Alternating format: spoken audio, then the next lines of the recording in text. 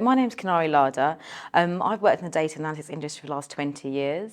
I've worked across a wide variety of industries, starting from automotive to kind of telcos, retail, etc. In the last 5 years, I worked in the travel industry, and where I've taken roles as kind of head of analytics and data science, and most recently at IG Loyalty, I was the chief data officer there.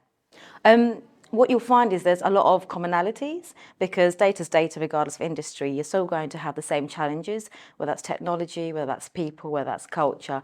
And coming to events like this, you get to learn a lot. You get to work and talk to and be inspired by different people in different sectors and actually understand who's doing what. And sometimes you get inspired to understand also reassure, are you doing the right thing? Is your strategy heading the right way? But you also get to speak to new vendors as well in terms of the new technology that's out there and understand what the broad spectrum is like. But also you get to understand, is the organisation in the same benchmark? Are you lagging behind, or are you innovating in that space? For me, you make a good network, and those networks become your sort of go-to network as well. So networks are a really critical part of events like this because you make those connections in your wider network, and you're the sort of people that you go to for advice on an ongoing basis.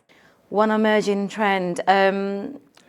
In the travel and hospitality, I think, like with the other industries, it's all about customer focus. Everybody wants to, as a customer, we want to do things easily. We don't want to have a long process, especially in the travel and hospitality. You want to make sure that the customer's sort of holiday or trip starts earlier. So if you can make that part of their life easier, I think it's making sure you are able to meet the requirements of the customer. So if that's an app that can do everything, I think every consumer is now wanting every part of their life to be easier. So if I can book a taxi with Uber, I want to be able to do something similar with travel and hospitality as well. So I think a lot of organisations are going to be focusing in on the customer side of kind of things and how can they make lives easier, but also promote things much easier for customers to be able to consume and to be able to convert those customers into sort of loyal customers. So because I've got 20 years experience in data and having worked through a wide variety of industries, what you very quickly see is those industries that are actually mature in data space and those that aren't. And what I've experienced is compared to the retail industry and the telco, the travel industry is slightly different in terms of where they are. And Gartner did a study on this. They are, in terms of the data maturity curve, they're sort of some of the ones that are quite behind in terms of where they are. Now, they're very quickly having to close that gap because of the digital transformations. But I think the biggest challenge that I see is where, the travel industry have collected lots and lots of data for operational reasons because they have to. We have lots of information passengers, really rich data. But where we are in terms of being able to use that data for internal purposes is taking a transformation, and that is the biggest challenge at the moment. But also monetization of that data. Now, the telcos and the retailers of this industry have done this very well for a very long time.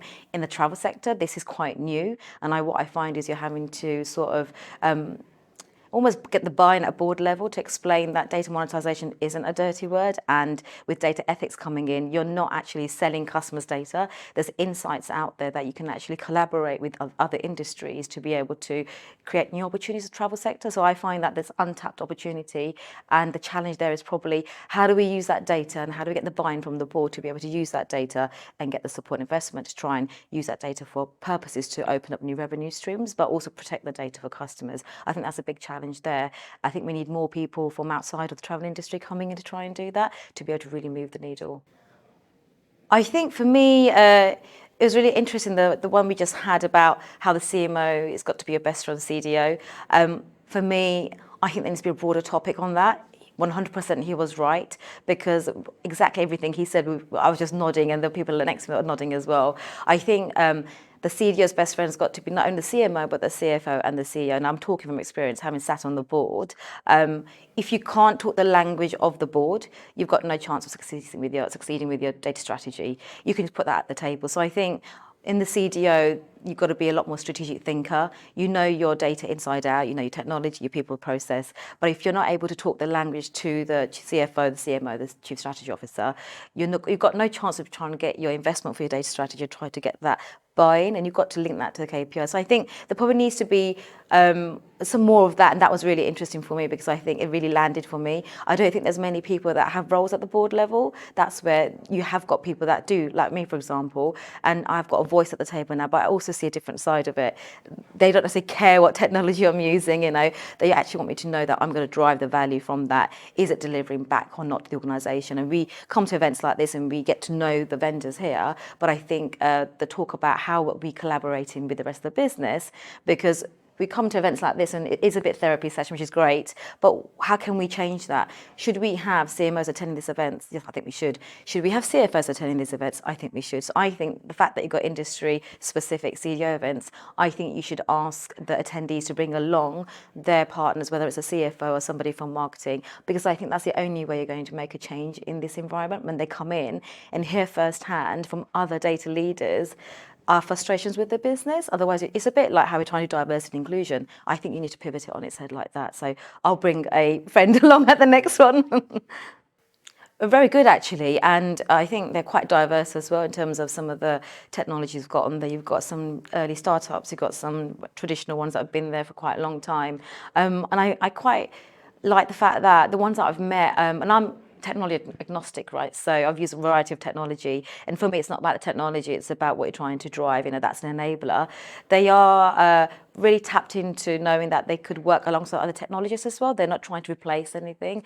I find that they're not very pushy salespeople either. So it's quite nice to be able to do that in that sense. I think it'd be great if you could do some kind of and you've got feedback from us as well, obviously, in terms of what we've given back to you in terms of what they can deliver for us. But I think it's quite good in that sense that there's a sort of a ongoing conversation, and it's quite easier to understand what they are. And you've got variety, you've got multiverse there, I think.